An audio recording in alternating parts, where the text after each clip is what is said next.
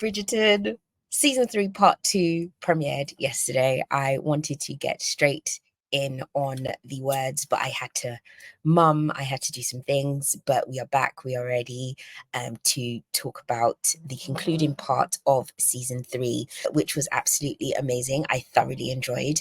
Before we move on to that, there's a reason for the hair, okay? If you follow me on social media, you'll see why. But I'm doing this before I'm going out, and you'll understand later.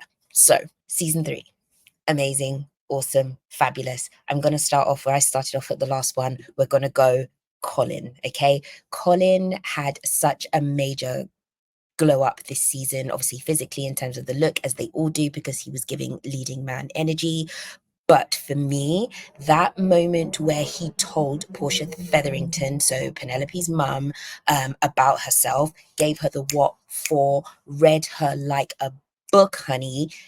It was wonderful. It was what Penn needed. It was what he needed to, give himself that leading man energy, not just physically, but for being on Penn's side, for acknowledging who she is as a person, for acknowledging, her positives and how she has been there for him for so long. It was wonderful. And that was just chef's kiss moment of what I just adored about Colin. From that point, I was not team Colin as such, but I was definitely more for him because he was more for Penn, and it didn't seem so superfluous. It didn't seem so transient and willy-nilly and all those kind of things. So I thoroughly enjoyed that about him. Coupled with that then moves on to the mirror scene. And I'm not a book reader. I hadn't read the book, so I didn't know about the mirror scene and what that was supposed to entail and all this kind of stuff. But it was some top tier. It was top tier smart. It was top tier romance, because we all know the talk and all the bullshit about, oh, Nicola's so brave to be in that, situation because she's not your average looking leading lady. We got all that stuff, but that out to the side, because I'll discuss that when we get to Penelope. Colin in this moment was wonderful. The way he worked with her, but coaxed her through her first time, and how just giving he was, and accommodating. But do you know what I mean? It was just so beautiful and it was so sweet, and I just really loved it, and everything about it was so gorgeous.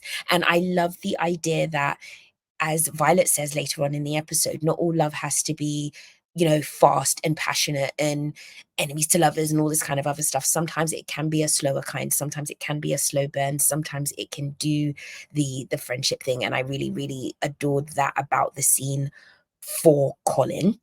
What I liked as well was the part where, I can't remember at which point it comes, but when he actually, like, it begs for her forgiveness, and I needed that from him.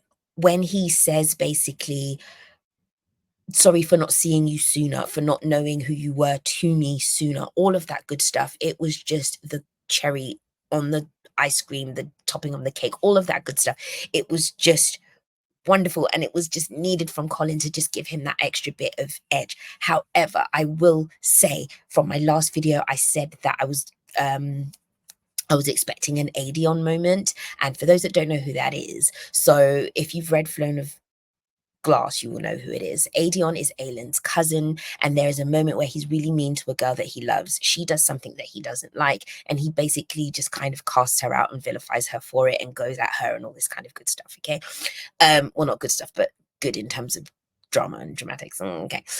So I saw that moment coming, and it did come, it did arrive, which in itself wasn't great, but it was still a part of his journey that he had to go through. Do you know what I mean? He had to go through his anger. He had to let that out in order to go the next step. I think what did kind of get on my nerves was the whole once they were married, and it was just like, oh, I'm going to sleep on the couch for a bit, and I can't do this and I can't do that. And it's like, dude, let's be real, okay? We know what this is. This is HEA. This is happily ever after, baby. I don't forgive you.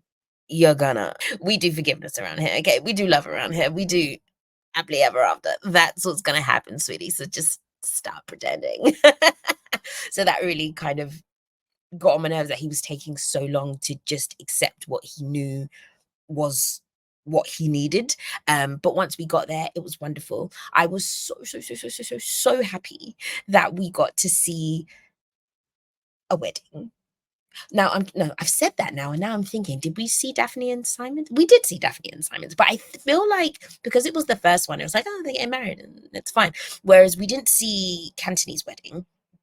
They were just married, it's fine. So then we got to see Ben and Colin, and it was beautiful, and her dress was beautiful, and it was just fucking epic. Okay, it was just fucking epic. But because we're going to talk about her dress, or as I'm moving on to talking about her dress, we are going to move swiftly along to talking about Penelope. Now, Nicola Coughlan, wonderful actress, just commending her for her performance in this season, nothing to do with her body type and all of that other crap that people have been going on about, just to commend her for being an awesome female main character for leading this season. She's done it amazingly well. She looked gorgeous, up the outfit game. She repeated some of the outfits, but again, that's just costume. That's nothing to do with me.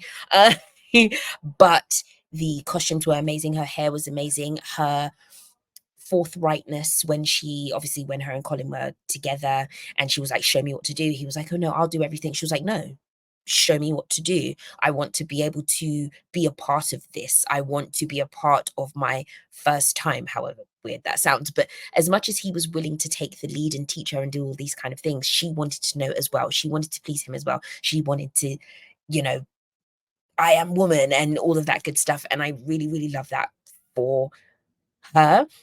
The scenes with Portia with her mother were some really sweet ones because they were needed. I mean, even when they were a bit difficult in terms of, Portia snapping out at her and saying, "Oh, how could you have hid this from me?" and all this kind of stuff.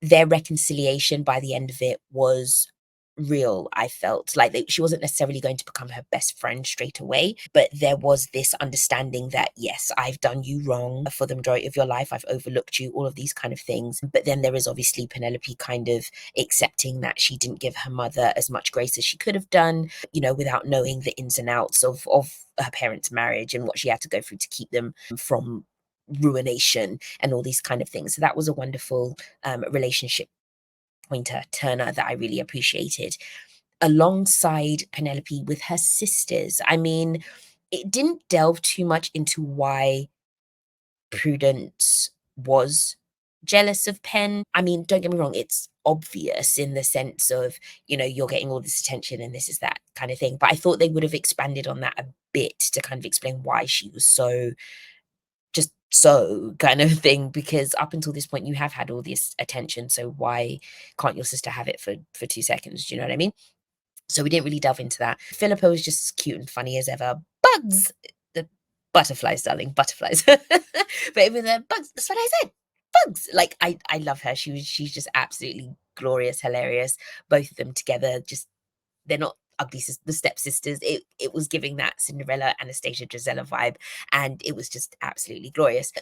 Sidestepping a bit, let's go back to Penelope and let's talk boobs. Oh, sorry, my Bridgerton house green screen. Let's talk boobs, baby. I was here for the boobs, the perfect boobs, the firm, succulent, juicy boobs. It was. I did it. It was good. It was good.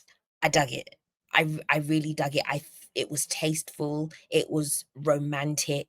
It was sweet. It was hot. It was that little intake of breath when she sees Colin naked. It's like, yeah, baby. I thought that was really funny. It was just done so lovely. It was just done so well, and I really just loved everything about the boobs. I loved everything about Pen. I loved everything about her agency by the end of it. As soon as Colin found out and he was like, oh, I can't be with you if you do this, and she was like, no, like, Whistledown is who I am. I'm not going to let anybody take that from me. I've built this is me. It's taken me a while to discover who I am and bring it out of the shadows and all of that stuff, but it is mine and I'm not letting it go. And, when she turned around and was just like, I had that money, I could pay Cressida. It was just like, yes, bitch. Yes, you could get that money. Now, moving on from that and obviously reclaiming who Whistledown is and who she is, let's move swiftly along to Cressida and Eloise. Now, I've put these two together because obviously they just kind of meshed together, but Cressida first. It's sad because she was having such a turning point in the first half, and then she completely went back the other way in the second half. And while we can be, I always get this wrong, while we can be empathetic, sympathetic, while we can be sympathetic to her plight and understand where she's coming from, she did just kind of fall too easily into her ways, which made us just go straight back to not really feeling that bad for her.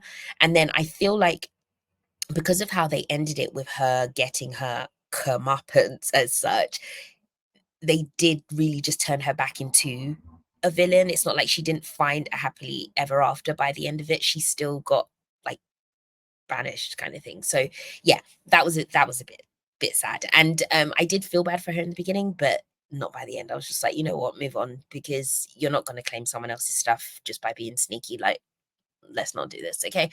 Um, Eloise, by comparison, did another 180, 360, whichever one it is. Because where I despised her given the ultimatum to tell Colin by midnight, and where I really didn't like this whole holier than thou stance she was taking, there was a moment where when Penelope, this was after they'd been married, and when Penelope was quite sad, I was saying out loud, hug her, hug your friend, hug her now. And when she did, it was just like, yes, you get it now. It's done. You cannot be fighting her for so long. You cannot continue like this. Do you know what I mean? And I really appreciated that we finally got to a point with Eloise that she was able to just let this go and move on with her friend who is now her sister. Do you know what I mean? And as Colin said at one point this would have been your life's request for Pen to be your sister by marriage. So can we, let's deal with this. So I love that she finally found the sense of maturity that she'd been known for in previous books, and just used that wisdom and what used her old personality and what we loved about Eloise to be Eloise again. And I really appreciated that they didn't allow her to just continue and kind of go on and into this otherness that we weren't really feeling. I love the idea of her going off with Francesca in order to, you just find herself, take some time away in preparation for her season where she will need to find someone, because there are books and we're working from some source material that is likely to happen. How that works in terms of TV land and years and these people getting older and wanting to commit and do other work, we don't know. All manner of things are going to happen. But I did like that development for her. Now, talking about development, now we have Benedict and Francesca. Francesca's storyline, I'm aware of in terms of the book and what happens with John and the cousin and all this kind of stuff. So I am aware. I was fine with that in terms of spoiler. But spoiler in terms of the Michael now being Michaela and something else. I'm not really sure how I feel about that, because I said, I'm not a reader of the book, so completely changing it means nothing to me in that sense. I'll watch the show I'm given, do you know what I mean? And I'll likely enjoy it. But the moment where when she kisses John when they're married and you see her face like, mm, not really sure what that is. And then the moment she sees Michaela and it's like this light switch, oh my gosh, I love this girl. I love the rep. I love the inclusion. I love, if that is the direction we're going. What I'm not loving so much is how that's going to be incorporated into the society they're in a believable way. Especially because, and we move on to Benedict in a moment, especially because in the very first season, when Benedict had that artist guy who actively hid his homosexual relationship, I'm not understanding how it's suddenly going to be quote unquote okay for Francesca and Benedict to have these relationships in the ton. So I'm not really sure what that setup means for the show setup, for deviating from source material, all that kind of stuff. I'm not sure how that's supposed to work when you've already set up that in this world it's not socially accepted. So how do you make a whole series about that? Again, with Benedict, we all knew Benedict was given bi energy from day one. Okay, we were all here for it, is what we wanted. It was just like, yeah, absolutely love it.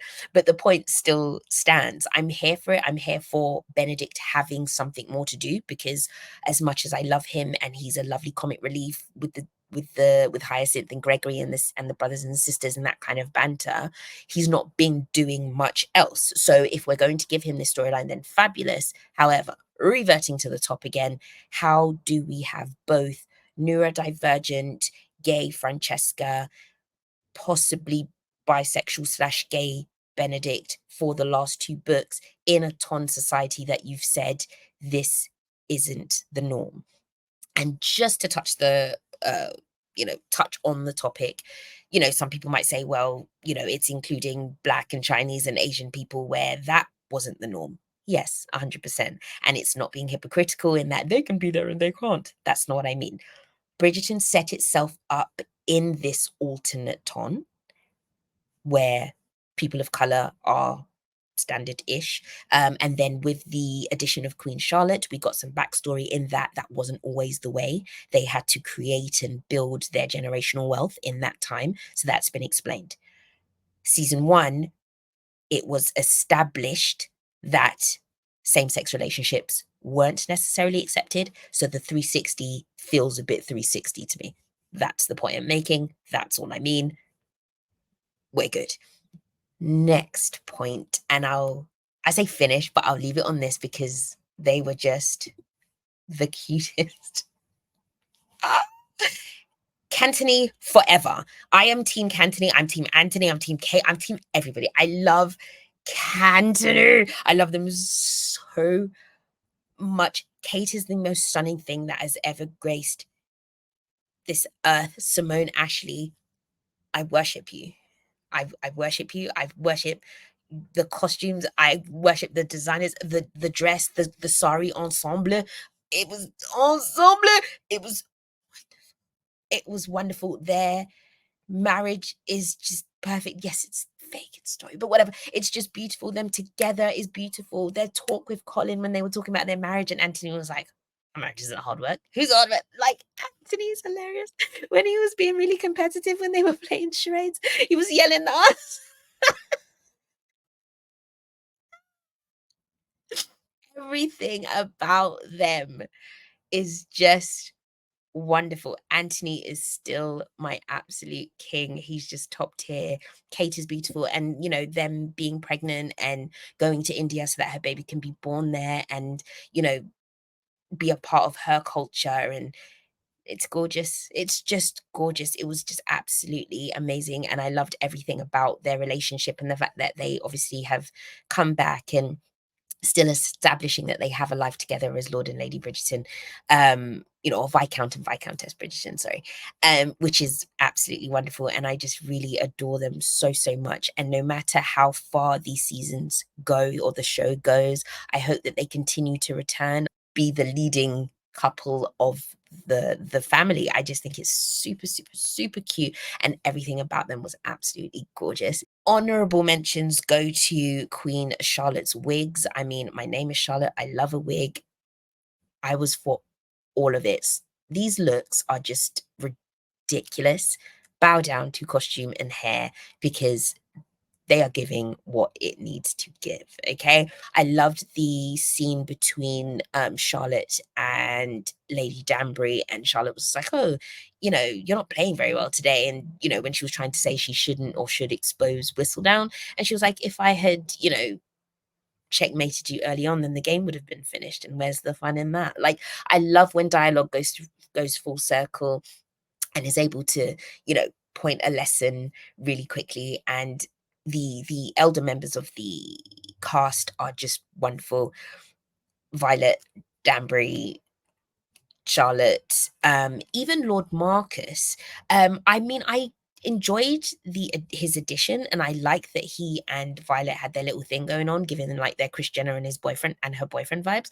I really love that, but it didn't go anywhere. And maybe it's because she's older and she didn't want to commit to a sexy scene or whatever, whatever. But I wanted to see Violet get her gardened, and she didn't. And I was just like, it's implied she's going to, but what does it mean? She's a widow, she's a dowager countess. Like, is she allowed to remarry? I guess so. Like, it would have just been sweet to see a bit more rather than, oh, I'm just gonna take you to a ball. Like, well, everybody goes to balls, babes. Like, that's what we do. Like, let's do more. Like, let's propose marriage. Let's get naked. Yeah. It felt very wrapped up by the end. Like, we know there are more stories. We know there are more books. They said it's a 2-year wait between this season and the next. I'm interested in how the next season is going to go. Is it Francesca and Benedict? Is it Benedict or Francesca? I'm not sure which one, because as I said at the earlier on, Benedict at this point has just been a bit of filler. He's been a bit boring for me. It's just he's the filler of debauchery. Like, oh, I'm the second son and I'm just going to have fun. Yeah, cool, we get it, but what more is there? It was just fabulous, guys. Let me know what you thought. Let me know if you agree or disagree. Your thoughts on obviously the continuing seasons, and who's going to be next and all that good stuff. I hope Bridgerton is here to stay in terms of getting all of the siblings. I mean, it might be a bit weird once we get to Hyacinth. I mean, if it's the same actress, it's going to be like, ooh, are we going to see Hyacinth boobs? It's a bit much. It's a bit much. Oh, the Mondriches. I liked them. I mean, I always like them. They're just sweet, and I love that they're a nice family that are on the come up, and there's no drama and there's nothing there. I loved it. I love them. Who else? That's about it. It was good. Thank you very much for coming to my TED Talk. As usual, make sure you check out charlieauthor.com for updates and book news and other podcast episodes if you just like listening and just not looking at me. That's it, really. Have fun, let me know. And I may have to put this wig on again, because another one of these videos is going to be about House of the Dragon, baby. Let's get it. Bridgerton House. Next video, Dragonstone. See you later, guys.